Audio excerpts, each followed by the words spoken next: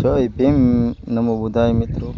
આજે આપણે સવારમાં નીકળી ગયા છીએ જેતપુર બાજુ। આપણે અહીંથી જવાનું હતું ખાંભાલીડા બૌદ્ધ ગુફા અને બૌદ્ધ વિહારની મુલાકાત લેવાની છે। હવે અત્યારે આપણે પહોંચી ગયા છીએ ખાંભાલીડા બૌદ્ધ ગુફા અને બૌદ્ધ વિહાર જોવા માટે। એક આપણો મિત્ર છે ઋતિક ભેગો, નાનો ભાઈ ગણો તો એ છે, અને એક મારા ભાણિયા ભાઈ હારે હતા।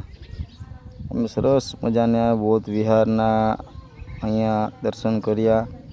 સરસ મજાનું લોકેશન છે। પહેલાંના બૌદ્ધ ભિક્ષુનું ઘણું બધું જાણવા માટે અહીંયા છે। બુદ્ધ ભગવાનની મૂર્તિ હતી સરસ મજાની, અંદરથી દર્શન કરી લીધા। ગમે એમ તો આપણી જૂની ધરોહર છે। બુદ્ધ ભગવાનના દર્શન કરી ઘણા સમયથી બૌદ્ધ વિહાર બનેલું છે। અહીંથી આપણે બુદ્ધ ભગવાનની ગુફાઓ જે આવી છે ખાંભાલીડાની અંદર, એ બૌદ્ધ ગુફાના દર્શન કરવા, ત્યાંની વિઝિટ કરવા માટે જવાનું છે। પછી આ સરસ મજાનું લોકેશન છે। આ લોકેશન ઉપર જઈ અમે સીધા બૌદ્ધ ગુફા જોવા માટે નીચે તરફ જઈ રહ્યા છીએ। સરસ મજાની બૌદ્ધ ગુફાઓ હતી અહીંયા।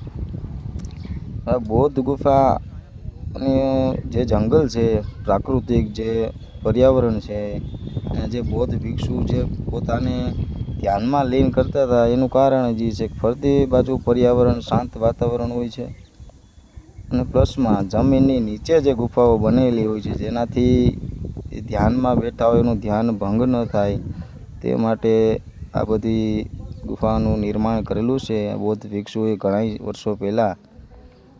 તમે જોઈ શકો છો સરસ મજાની બૌદ્ધ ગુફાઓ છે બધી। આ આપણા વિસ્તારમાં આવેલું છે, તો મિત્રો ચોક્કસથી અહીંયા પધારો, બૌદ્ધ ગુફાઓની વિઝિટ કરો એક વખત। સરસ કુદરતના ખોળે જોરદાર છે બૌદ્ધ ગુફાઓ, અને અહીંયા આવીને મનને એકદમ શાંતિ મળે એવું વાતાવરણ છે।